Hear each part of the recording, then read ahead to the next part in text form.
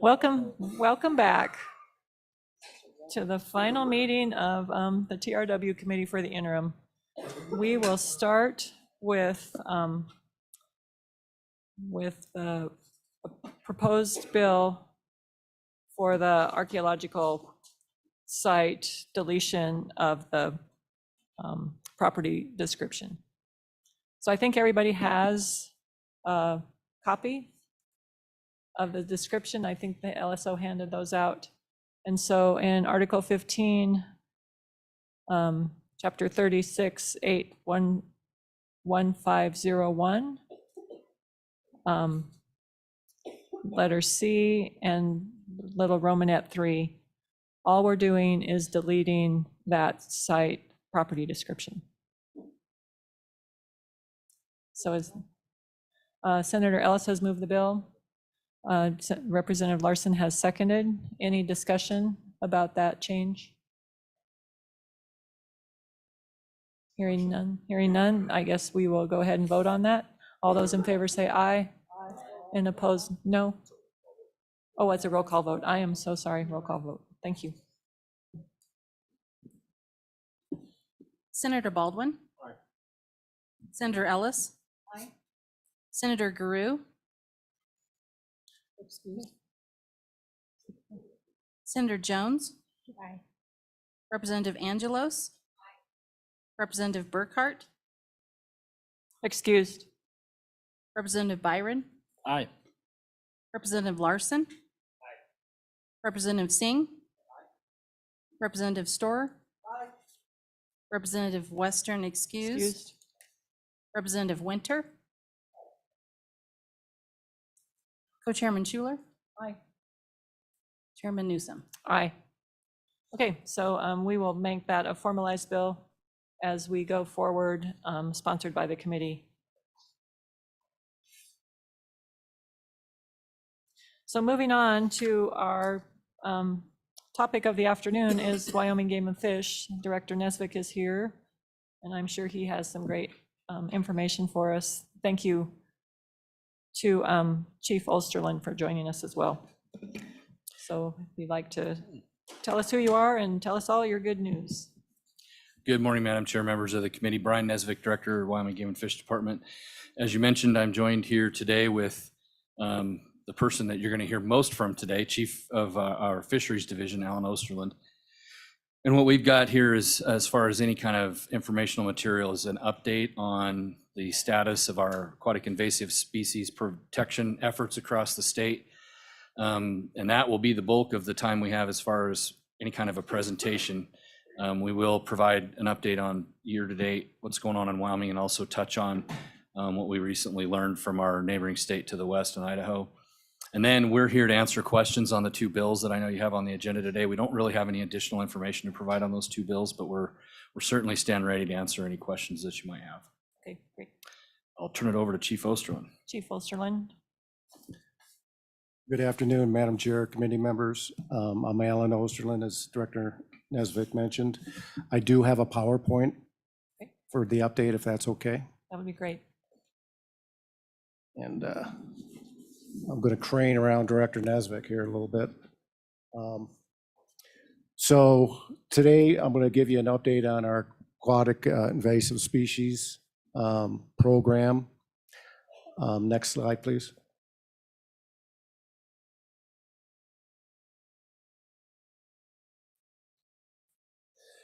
So what we're going to be talking about is, I thought I'd do a little background for some of the newer committee members, program update. Seems like every year we have more challenges that are coming up, and then some potential challenges for the future. Next slide, please. So in AIS in our regulations includes about 13 species of both they're all aquatic, but it might be vegetative, it could be amphibian, could be crustaceans like the mollusk, but for our concerns for the program right now, all of these things are problematic to the state. But the dry-scented mussels like a zebra and quagga mussels we think are the most impactful. And so that's why that's a focus of a lot of the work that we do within the program. But we do focus on some fish species and other amphibians and around the state as well. Well, we're just going to talk about quagga and zebra mussels today. Next slide, please.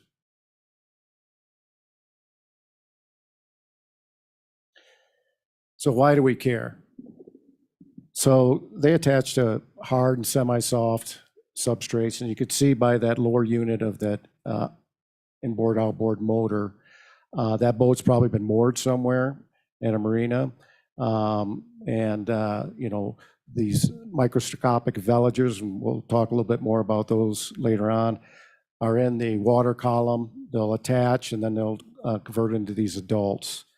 And they can clog infrastructure and water distribution, follow the watercraft equipment like you're seeing there.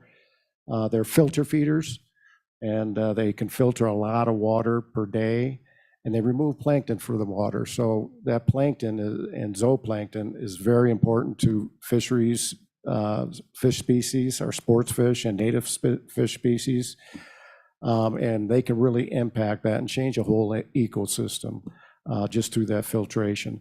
And then it degrades water quality as well. So, you know, you've heard about these cyanobacteria blooms or the algal blooms, blue algae.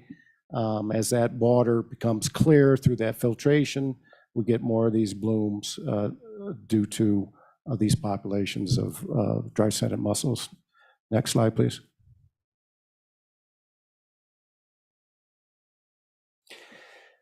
So here you can see in that photograph that Senator Grew is kind of covering up the one, but that one is at 6 months and it's really clogged up. And but for illustration, you can see that as it progresses between 2 months and 4 months into 6 months, it can really be clogged up.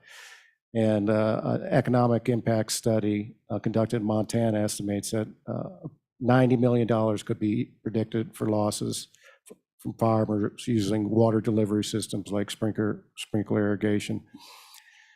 And due to mussel introductions in the Great Lakes, the power industry lost an estimated $3.1 billion between those years, 93 and 99. What's interesting in the Great Lakes is that zebra mussels were the first ones to come onto the scene there.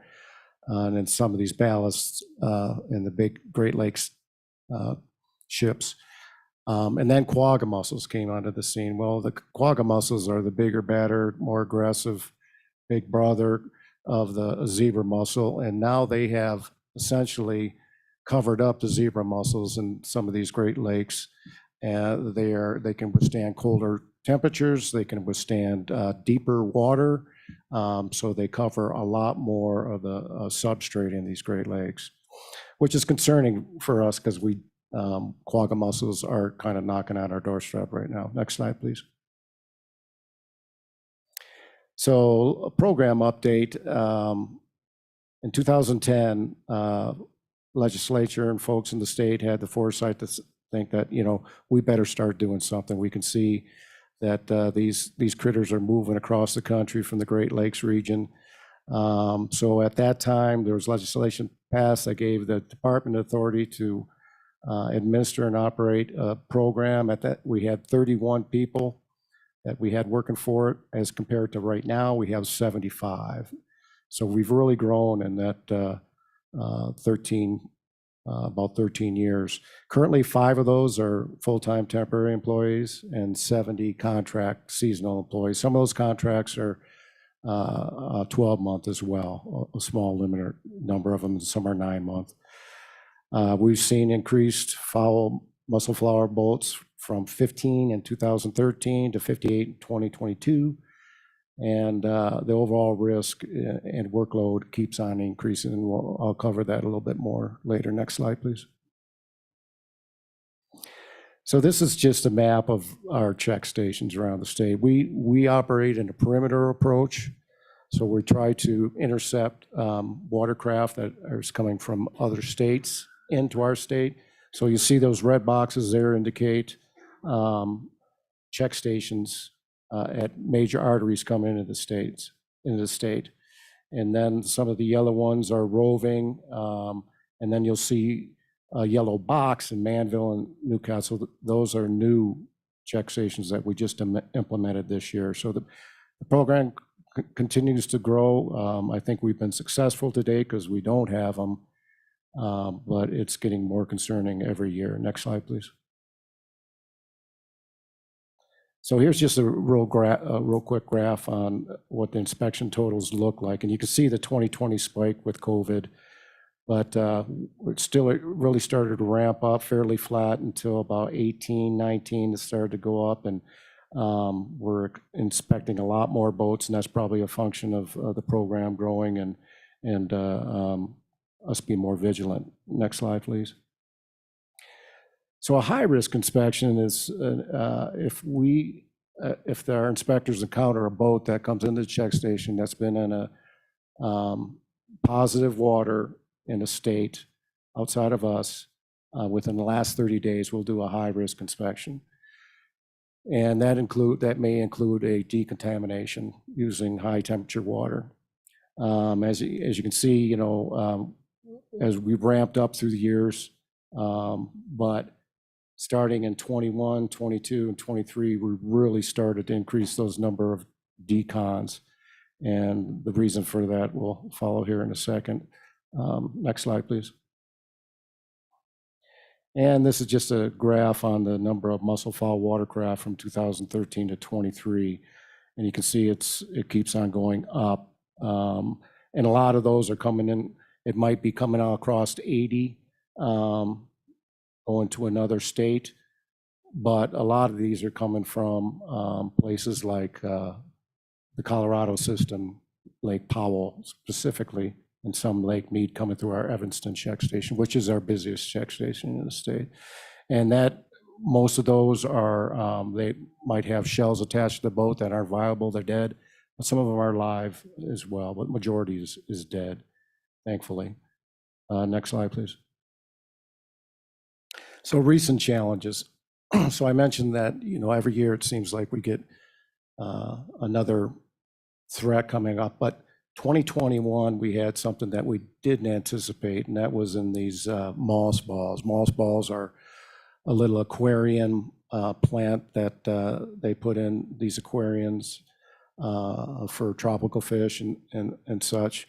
And this was in the vector we did not anticipate, but these zebra mussels, these moss balls, and if you could go to the next slide, please.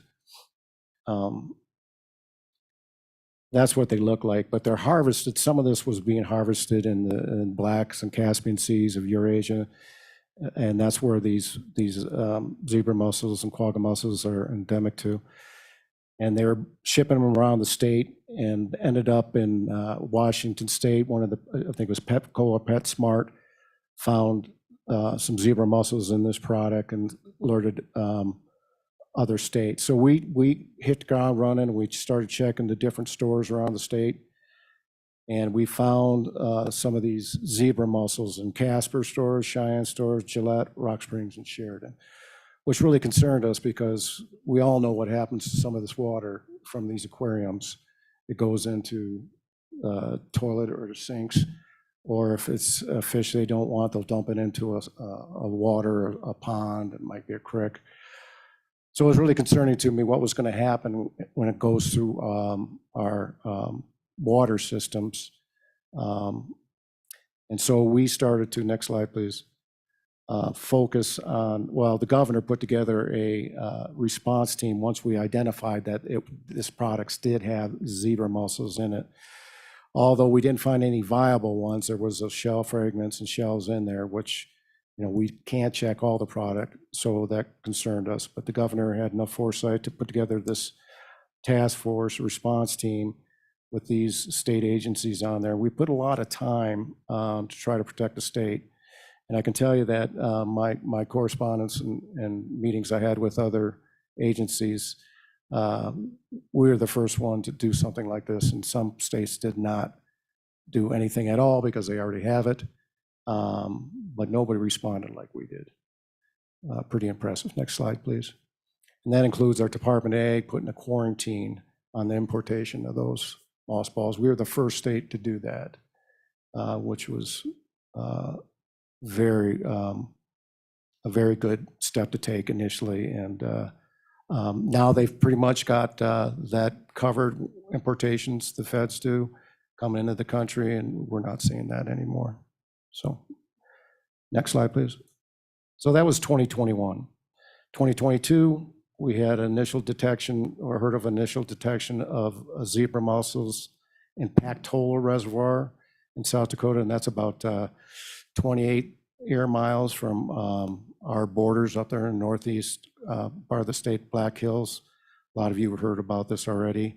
I'll just cover it real quick. That was our initial detection. I guess it was on, if I remember correctly, a pair of sunglasses a diver had found. Well, so we became more vigilant at that time, and we made it mandatory that any boat coming from South Dakota be deconned. But in September, boats that were being taken off the water that were in slips at the marina were showing attached zebra mussels on them. So that showed that that population was a lot more robust than initially thought. So we upped our game some. October 5th, we initiated boat ramp closures and operator hours at Keyhole and Glendale reservoirs. Keyhole and Glendale were the reservoirs that got the most traffic from Pactola. So that's where we focused our efforts at. And by closing the boat ramps, we were able to funnel everything to make sure we were getting everything inspected that was going in those waters during this critical time in the fall, until we could figure out a plan on how we were going to protect that corner of the state better.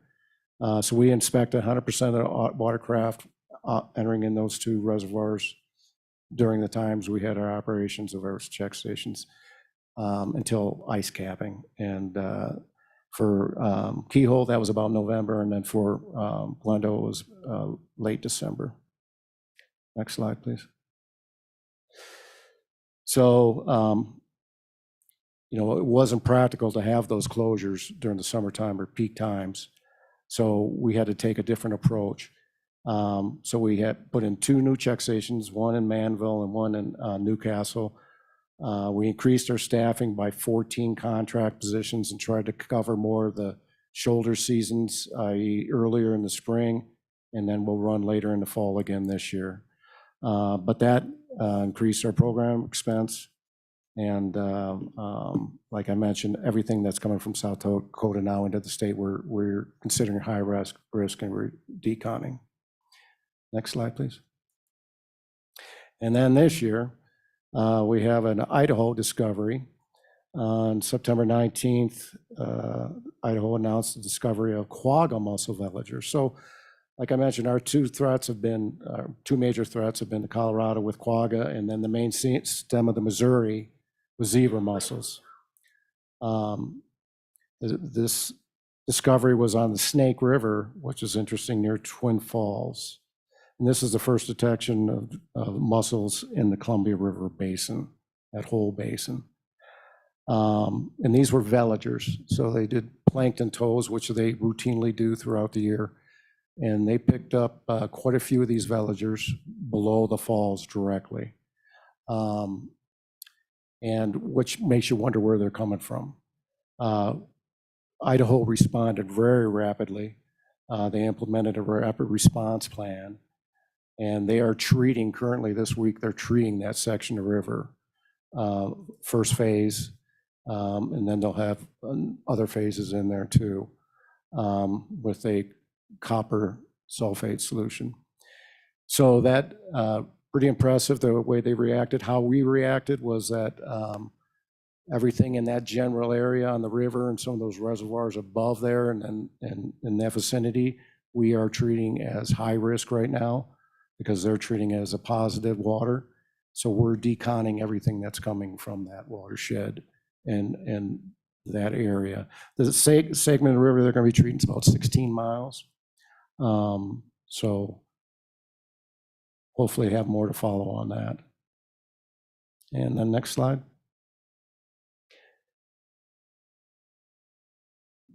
Representative Burkhardt. Thank you, Madam Chairman. So you said you were treating it with copper sulfate. Will that kill the fish? I've always been under the understanding that pretty much any copper compound is just deadly to fish. Or will it only selectively attack the mussels? Chief Osterlin. Representative Burkhart, yeah, excellent question. My understanding that the information we've got from their Department of Ag, who administers their AIS program in Idaho, is it will not. And there's a couple different products that they're using to treat with. The first step is the copper sulfite, and then they'll go to everything or another product in the second part. But no, everything that they've told us is it will not, and then it'll just naturally dissipate it as it goes down the system. All on that, Representative. Chairman. So, and this, Director, I think you should probably take this question. Should we consider just prohibiting any out-of-state boats in Wyoming anymore? Director. Yeah, Madam Chair, Representative Burkhart, we've had that discussion several times. I don't know that the threat is to that level. There's a significant amount of non-resident boats that visit our state every year. And, a lot of our reservoirs are on federally navigatable waters that are Bureau of Reclamation sponsored dams. And so we haven't gotten to the point yet where we would recommend that. That'd be a nuclear option for sure. It'd impact a lot of folks. It would impact a lot of communities that rely heavily on all that non-resident traffic in the summer, but I don't think the threat's to that level right now in Wyoming. Follow up. Follow up. So, Director, at what point would we consider the threat at that level? Because what I'm getting at here is, should we be trying to really stop this where it's at? Or do we have to wait until we all of a sudden find them in Glendo or Seminole or one of our reservoirs or in the North Platte? Will that trigger it? Or I really don't want them here. I've seen the damage they can do personally. I don't want them here. And I guess, are we going far enough, fast enough with controls? Director. Yeah, Madam Chair, Representative Burkhart. So, it's hard to speculate exactly what a trigger might be for something that, because it is drastic. I'm comfortable with, on an annual basis, whenever one of these new challenges come up, we evaluate the threat and look at it. And I think, it's almost got to be on a case-by-case basis. And if we see something that almost, it's this close to making it into one of our reservoirs, that might be a trigger. Unfortunately, it may be an infestation. But it would take a pretty significant threat evaluation to stop all boats from coming into the state. And the other thing is it would affect our residents as well, because a lot of folks leave the state and boat in other places. So it'd be a big step for sure. Okay, thank you. Follow up. No, thank you. Okay. Any other questions from the committee while we're pausing here? Oh, Senator Schuler. Thank you, Madam Chair. Just a question. I know the port over by Evanston is really, really busy because we have folks that go to Lake Mead and Lake Powell and other places in Utah. And then, of course, when it gets too hot down there, they come back and jump in our lakes. But I've had a lot of questions about, they mention in another area before they even get to the port that they've got to take all watercraft in to be inspected, as in kayaks and so on and so forth. And I've had people ask me, why do we have to do that? Why do we have to do the kayaks? And it isn't just attached to propellers? And I said, I think it can attach to anything, these little critters, but I said, I'm not sure. So could you answer that? Chief Osterlin. Yeah, Representative Schuler, great question. Or Senator Schuler, sorry about that. So, yeah, it takes a while for those adults to get attached for sure. But more of a risk is those little veligers like they're discovered there in the snake. They are microscopic, and so you can't see them visually with your eyes. So, and they can remain viable in a little pool of water that might be in, say, a boat was in Lake Powell and had a little pool of water, a kayak that sat in the front of that boat. They can stay viable for up to 30 days on optimal temperatures. So that's why we have the clean, drain, and dry part of it. And that's why we use the 30 days. So no doubt the kayaks, canoes, and that are lower risk for us, but certainly they do pose a risk.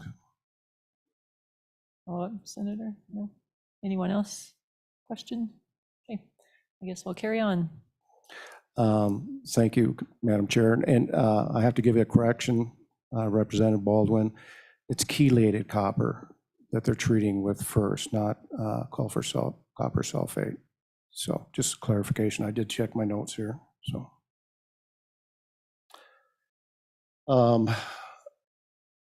So future challenges. So as you can see, the risk of mussel infestation increases annually. We do have plans for 23 of our highest risk waters for rapid response if we find that there's a water that's suspect or positive. The timelines are short and plans are complex. It takes a lot of personnel, and that's our concern as far as limited capacity for department. One of the other challenges, or a couple other challenges, we have AIS regulation compliance and law enforcement, which we're trying to address right now. Everybody's feeling the pinch, and we certainly are with game wardens, but we have been contracting in certain parts of the state with sheriff's offices to give us some assistance. And, it might not take a large effort, but a few drive-bys are a concern for us, people not stopping. And if we can have some enforcement actions on that and some citations or warning written, the word gets out. Our wardens just this summer did a task force here in Cheyenne at the ports. They spent quite a few hours running down drive-bys. I think they did 90 some contacts and wrote 68 warnings and citations. Bulk of those were warning, educational type stuff, but they did write some citations. So we're stepping up our efforts there, but certainly that's one thing that we're trying to wrestle with all the time. Madam Chairman. Representative Burkhart. Thank you, Madam Chairman. So what is the fine for not stopping at an AIS station and putting your boat in the lake? Chief.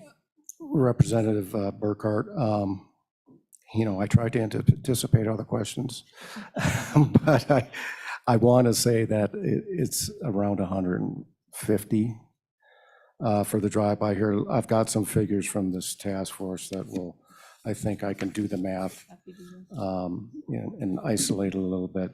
So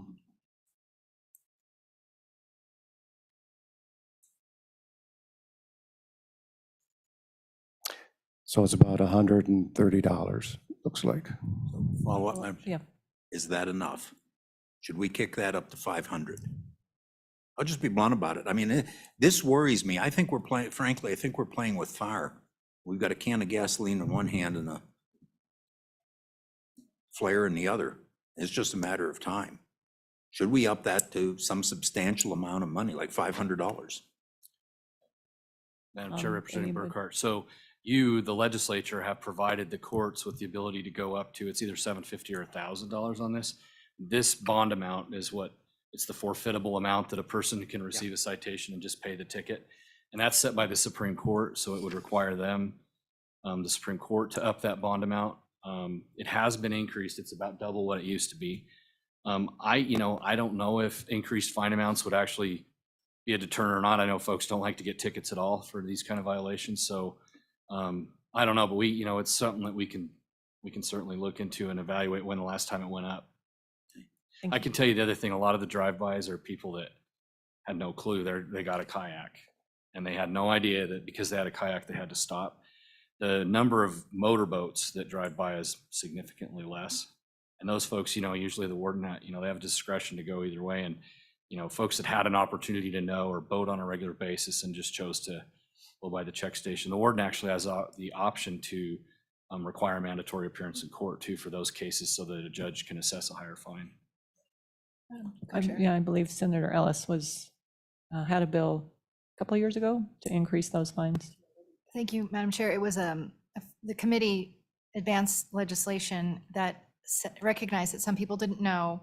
And so if they were issued a warning saying they had to get their inspection done and they didn't do it, then they could lose their privileges of any aquatic privileges entirely and also be subjected to a $5,000 fine. So we did look at this a few years ago.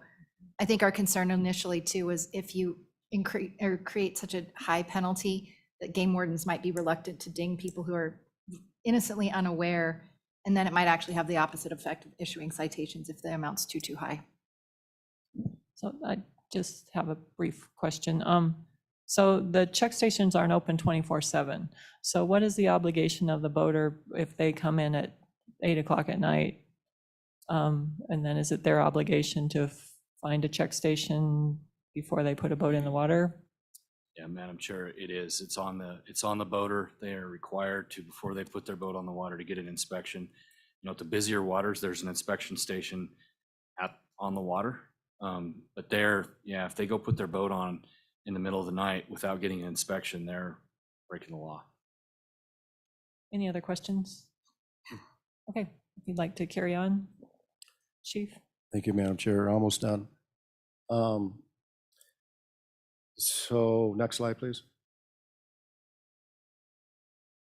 So a couple other challenges is that other states and agencies lack the funding, support for prevention activities. That's kind of what we saw in South Dakota. Some states, they already have it, and so they kind of throw their hands up. And then recruiting adequate staffing in remote locations. One thing that certainly helped is we were able to increase the hourly wage. But still, if you don't have the population in some of these places, part of our increase in our budget has been we purchase campers so that we can house people in remote locations like Manville. Put it in Evanston to try to promote people coming in from different communities like Salt Lake area, and we put them up there. So we're trying to do everything we can. Next slide, please. And that's all I had. So take any other questions anybody might have. Any questions from the committee? Senator Schuler. Thank you, Madam Chairman. I was just wondering, when you went to the 100% decontamination, we call it decon, but that's what it is basically. Is that a huge expense? I mean, I don't know what that costs and how that's done, but that seemed like a really good fix with what happened up there at the Snake River. But what does that cost in terms of your expenses? Chief Osterlin. Madam Chair, Senator Schuler. Yeah, it's not a major expense. We have these decon units, and they're fairly pricey, but we get longevity out of them. But the biggest cost is it takes extra time. So for instance, when we're deconning or decontaminating, kind of a hard word, isn't it? Every boat coming in from South Dakota, we had to put more personnel on so that if one person's deconning, the other person might be checking boats as they come in. So that was the major cost, was probably personnel and the extra time it takes for, it can take up to 20 minutes depending on the complexity of the boat, or a half an hour in some of these bigger ones. So it takes extra time for those folks coming through the check station. Any other questions from the committee? I'm sure I did have just a couple Director? more updates that I wanted to provide that are fairly recent. So we identified another threat. We've tried to look at every potential vector. We missed it on the pet stores and the moss balls, but the other potential vector is we import all of our warm and cool water species that we stock around the state. So walleye, channel catfish, crappie, we're importing those from other states and have forever. We don't have a warm, cool water hatchery in our state.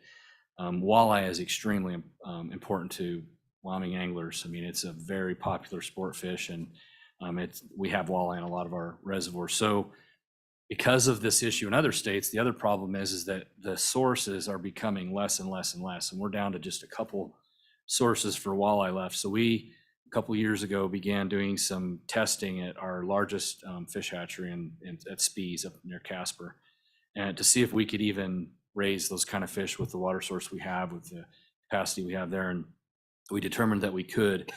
And so that's moved along, and our commission just at this last September commission meeting approved a pretty significant investment in that hatchery to bring that up to a point and have the capacity where we can raise our own walleye, potentially channel catfish and the other warm cool water species, so that we would essentially eliminate that threat. And that really is probably, they've approved the expenditure. It's probably only a couple of years from being constructed. And that will really help us shore up another potential vector into our state. And the other thing I wanted to say too is, when and we've talked to this committee about our rapid response plans, we have them for all of the waters in the state. We're watching Idaho very closely because they've got a unique situation. This has been found in, a river system, and that's where they're treating right now, is in a river system. That's a lot different than finding it in Flaming Gorge. I mean, it's, my folks have told me it's almost impossible to do any kind of a treatment on a reservoir that size. If you got it, you got it. And so we're really gonna gather as much information from Idaho as we can after they can measure their effects on this treatment. And we certainly may be updating all of our rapid response plans to incorporate the use of chemicals in certain circumstances. So that's all we have on this topic, Madam Chair, members of the committee. Any other questions for the director or the chief? Okay, great. Thanks for those updates. I'm sorry, Representative Storr. Thank you, Madam Chairman. Chief Osterlin, Director Nesbitt, I just wanted to go back and visit on the discussion we had earlier this summer about the level of fees for the boats. And we looked at those non-motorized and motorized out of, I guess, non-resident and resident. And I remember following up and asking where the biggest problem is, and it was in the nonprofit, or in the the non-resident motorized. And thinking about I'm assuming the funding for this program is coming just out of the Game and Fish budget. Is that correct? Chief Osterlin, you're taking that one? Yes, Madam Chair, Representative Storr.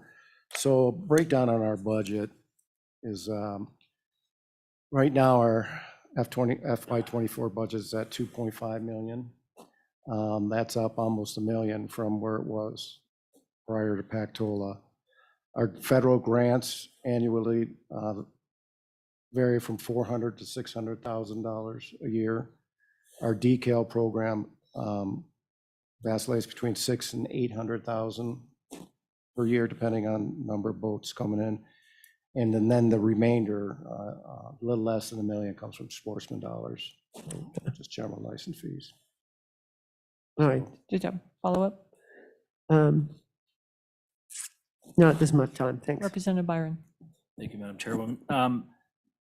Just for the committee's knowledge, and then I'll go to my question. We did briefly after our trip to Casper talk about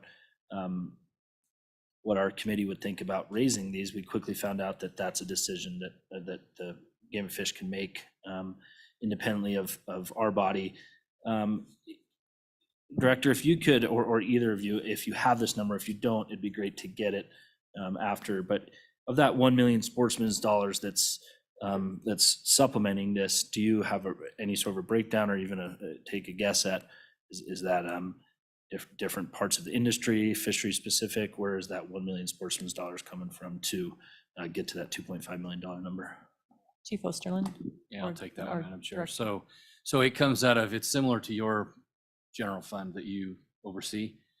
That's money that just comes out of, we take all of our revenue sources and they go into the Game and Fish General Fund.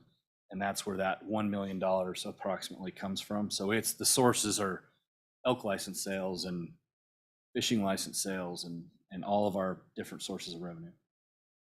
Representative. Thank you. Great information.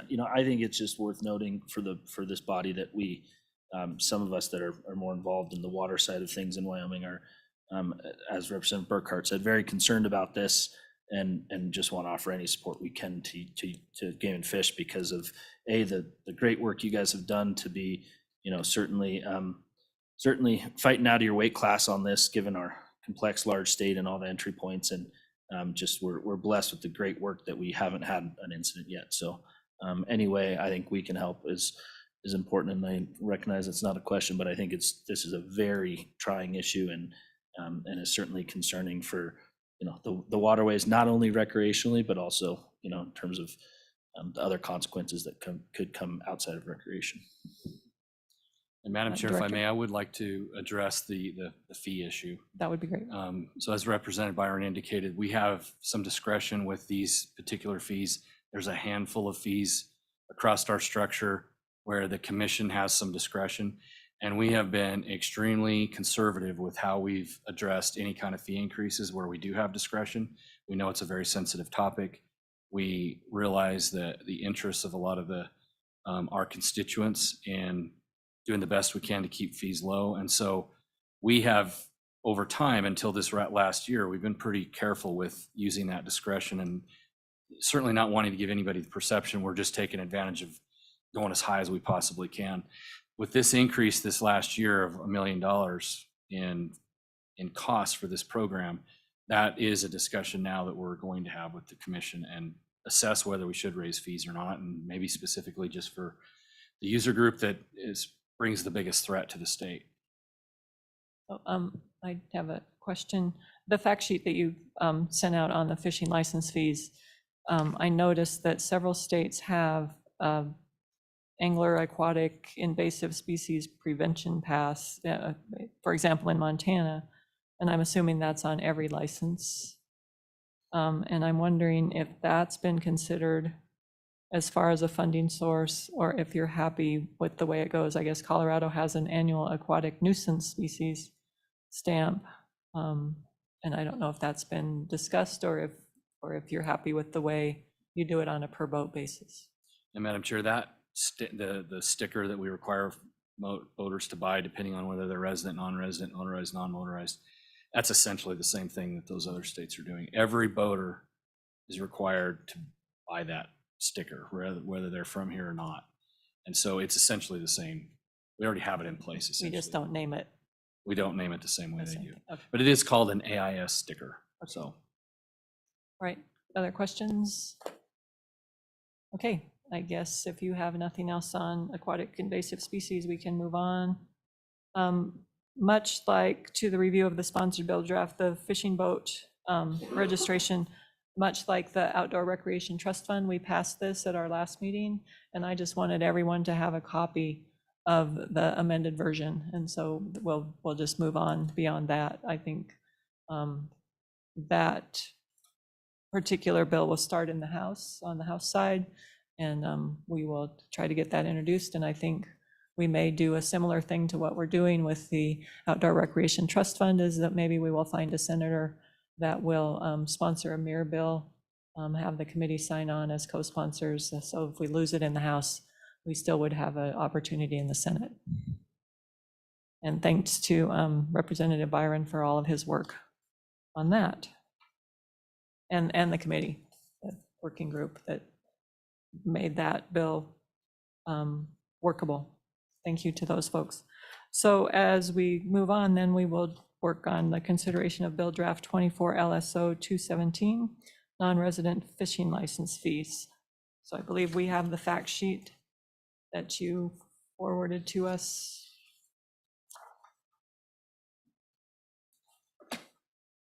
Madam Chairwoman, that's an LSO fact sheet if you would like me to run. Oh, over I'm that, I sorry. can. Yeah, if the LSO would like to present that fact sheet. Yes. Madam Chairwoman, this is a fact sheet regarding fishing license fees in other states. It's just a run through of the statutory or rule authority for each state, each of Wyoming's surrounding states, including North Dakota.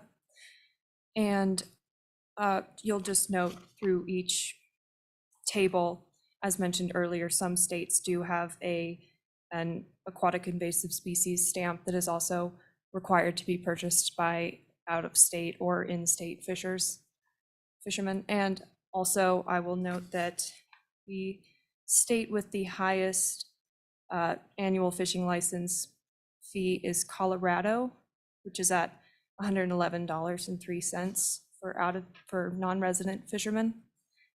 And the state with the lowest fee is in North Dakota, with a fee of $48 for a non-resident fisherman. And there's also a fact sheet concerning the last 5 years of fishing license fees sold in Wyoming for non-resident fishermen. And that just has a couple tables where you can see, looks like there was a pretty steady increase from 2018 until there was a bit of a drop in 2022. And Madam Chairwoman, if there are any questions about those fact sheets from the committee? Thank you, Kelly. Are there any questions for Kelly about those fact sheets? I thought they were very well done and very understandable, and I appreciate your effort on that. So then, I guess, Luke, would you like to present the non-resident fishing license fee bill that we have in front of us? Chairwoman Newsom, I'd be happy to. This bill draft is fairly straightforward. It is just increasing non-resident fishing license fees in Wyoming Statute 23-201. And so specifically, it's just, updating non-resident fishing license, the non-resident daily fishing license, and then the non-resident 5 consecutive day fishing license. So for a year, it would increase from $100 to $110. For a daily non-resident fishing license, it would increase from $12 to $14. And then for the 5-day, it increased from $54 to $60. I would note there is another non-resident category, but it's for youth fishing licenses, and it was my understanding not to increase that. I believe that one is still $15. And so that is the one that didn't change, but yeah, it didn't touch anything with the resident ones. And those are all included in there. But yeah, the effective date is just July 1st, 2024. And I'd be happy to take any questions, but I also believe Representative Byron would also be able to address some of those changes. Okay. Representative Byron, do you have comments? No, I think it's worth noting there's also, there's been some confusion on this table, and there is a $2 fee associated with all licenses. So as you read it, line 9 and 10 of the bill draft says, $12 to $14. As you would actually pay at the counter, it's $14 to $16. So every license has that $2 fee. So anyway, I'm happy to stand for any questions, or really thank Luke for hard work on this really big bill. So as I understand it, the non-resident license would go to 110, and then there would be that additional $2. And so it would be 112. Yeah, Is that correct? Madam Chair, the $2 it goes to the license selling agent to compensate him for selling the license. Okay. So that's a contract fee sort of thing. Okay, cool. Any comments, questions from the committee? Representative Larson. Thank you, Madam Chair. So I'm just kind of comparing. So the non-resident 5 consecutive days fishing license was $54. And it went up to 60, but I did 14 times for like the daily, and I just want to make sure we still give that $6 discount rather than a $10 discount. It seems like we're increasing the discount on that. So I don't know if you kind of talked through that in your proceedings. I didn't understand that question at all. So if you could restate that in a way, or if Representative Byron can restate that in a way that. Thank you, Madam Chair. So we're moving the daily for non-resident fishing license to $14. If you multiply that times 5, that turns out to be $70. And so so if you multiplied 12, the previous daily rate by 5, it becomes 60. But it's $54 the previous rate. So you were getting a $6 discount. Now you're getting a $10 discount. I think we should, if we're going to give a discount, we should keep it at that $6 discount. I don't know if. Representative Byron? Madam Chairwoman, thank you. Representative Larson. Yeah, the logic behind this, and it was thought through by myself and the department, was to try to stick at as close as we could to roughly 10% across the board. Certainly it affects that discount, but I put some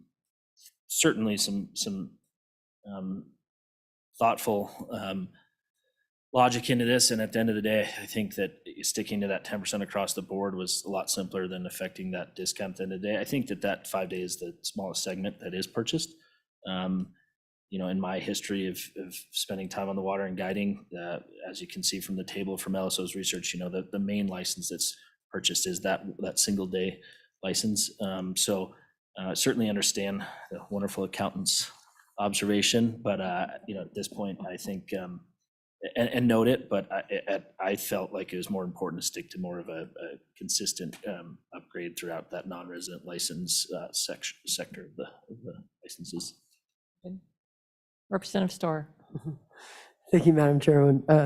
Can you tell me what the anticipated revenue increase will be?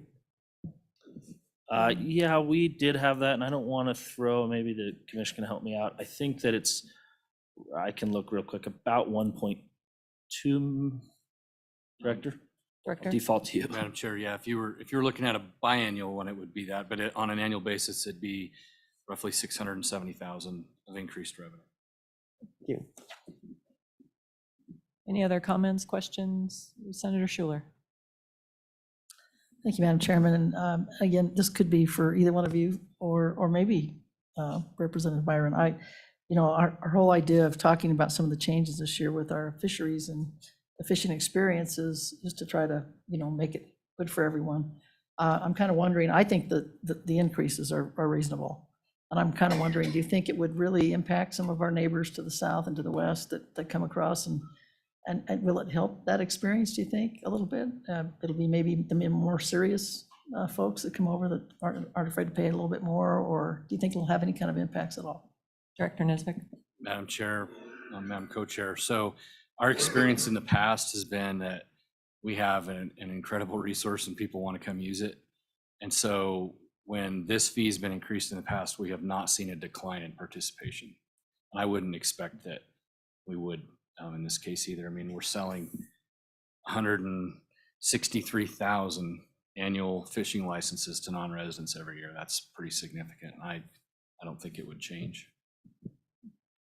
Any other comments or questions from the committee? Okay, thank you.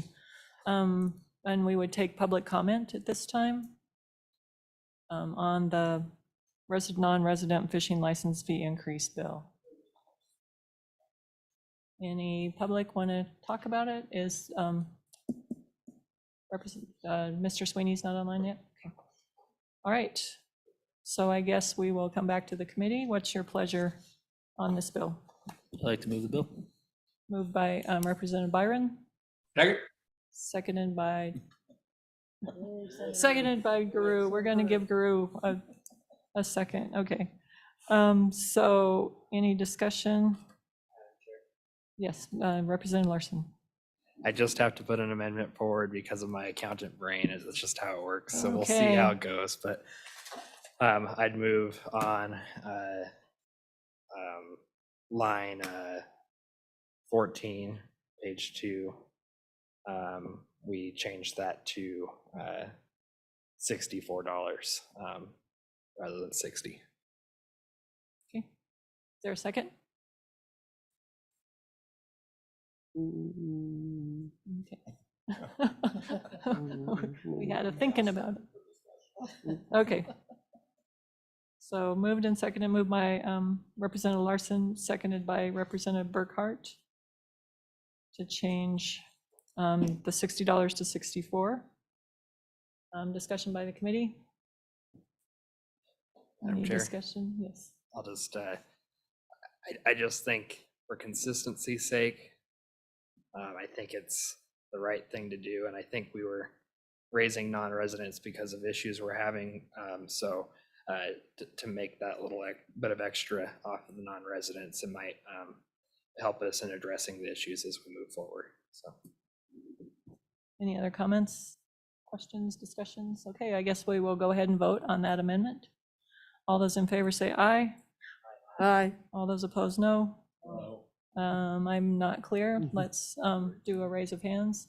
All those in favor, raise your hand. 4, 5.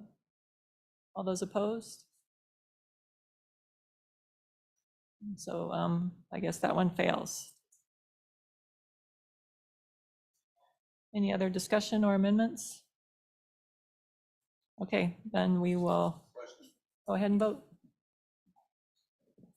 I This guess is a we- roll call vote for 24 LSO 217, non-resident fishing license. Senator Baldwin. Aye. Senator Ellis. Senator Jones. Senator Guru. Aye. Representative Angelos. Representative Burkhart. Representative Byron. Aye. Representative Larson. Representative Singh. Representative Storer. Aye. Representative Western excused. Representative Winter. Co-Chairman Schuler. Aye. Chairman Newsom. Aye. That passes. Okay, so we will be taking that up. I think we'll start that in the House. I'll give that, and I think we have to start that in the House because it's revenue generating. Okay, that brings us to the end of our agenda. I would open the floor for any comments from the public that they may have on anything that we discussed today. We did that in the very first thing when you were absent.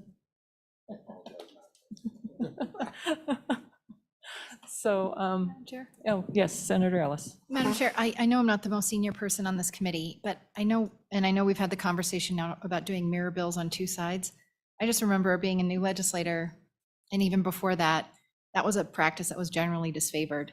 And I think that it just is a bit of a reflection of how things have changed in the legislature since I've been here. Mirror bills were disfavored because they do create confusion. And I remember one example where there were two bills moving at the same time. They both passed, and then it turned into a bit of a match between the House and Senate over which bill was going to go. Both bills ended up dying, so it didn't actually create an efficiency, and that was a controversial issue. But I think what we've also seen is, these committee bills, we're all sitting hours and traveling all over the state and hearing testimony. Committee bills should be afforded a level of deference than private bills. And so, I think we've seen more and more some of those committee bills receive less deference. And so I understand why we're doing that, but I'm kind of grappling with, my co-sponsorship over the mirror bills, just because I remember the era where that was really disfavored. So I just want to kind of offer that because it's something I'm struggling with, and I don't know if anyone else is, or, looking at some of the more senior members, but it's just unfortunate, I guess. So, but we're adapting and we're learning and we're making it work in the future. So I just want to make that comment. I think it is the intent that the second bill, the mirror bill, would not be introduced until there's a decision on the first one in the first House. And if it goes forward, then the mirror bill would not go forward. But if it doesn't go forward in the initial House, then the second bill would go forward. So hopefully not getting into that situation where two bills are moving through the system at the same time. I think it's just more of a kind of sadness that the committee bills aren't afforded the deference for an introductory vote that they used to be. And we spend time away from our families and traveling and sitting here working on these bills. And to me, that matters still, I guess, is what I'm just trying to say. So I understand, like, we can definitely work around how that works. And you see the practice more and more. It just is kind of just an observation, Madam Chair. Thank you, Senator. Any other comments from the committee? Any other questions on how we move forward? So just for everyone's kind of edification, we will go into the session. Every bill that is brought forward has to have a 2/3 vote. So in the House, it has to have 41 votes. In the Senate, it has to have 16 these days to even make it to introduction. And then once the bill is passed for introduction with that 2/3 vote, then we start that process that is normal to the session. So that on a couple of our bills, probably in my mind, most importantly, the Outdoor Recreation Trust Fund bill, if we don't get that governance piece passed, then no money can come out of that trust fund to build trails, because we don't have a governance structure at this point in order to be able to get that money out. There would not be a board created or commission created, and that money would just sit there with no ability to release it. So in my mind, that's the most important piece that we have coming out of this committee, that we get that done. Okay, so I guess we are adjourned. Thank you all for all of your time and all of your effort in this whole interim. I really appreciate it. Thanks to our agencies for all they've done to help us get through these bills. And we're out.